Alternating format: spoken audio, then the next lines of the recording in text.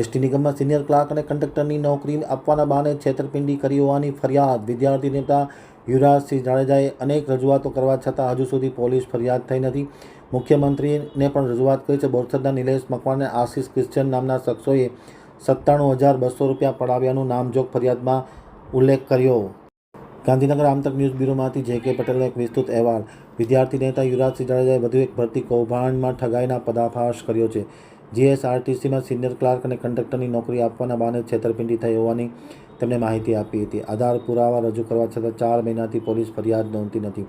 અમદાવાદના ખોખરા પોલીસ સ્ટેશનથી મુખ્યમંત્રી કાર્યાલય સુધી રજૂઆત કરવા છતાં કોઈપણ પ્રકારનું હકારાત્મક પરિણામ આવ્યું નથી. વટવા જીઆઈડીસી પોલીસે સામાન્ય અરજી લઈ હજી સુધી ગુનો દાખલ કર્યો નથી. બોરસદના નિલેશ મકવાણ અને આશિષ ક્રિશ્ચન નામના શખ્સોએ ફરિયાદી પાસેથી 97,200 રૂપિયા પડાવ્યા છે. તમામ પૈસાનો વ્યવહાર ઓનલાઈન કરવામાં આવ્યો છે.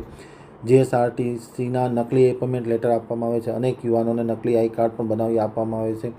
અંદાજે 45 કરતાં વધુ યુવાનો સાથે ઠગાઈ કરવામાં આવી હોવાની વાત પ્રકાશમાં આવી છે. સરકારી દસ્તાવેજ સાથે ચેડા કરી ખોટા સિક્કા બનાવી બનાવટી આઈ કાર્ડ આપી નોકરીની લાલચ આપી ઠગાઈ કરી છે.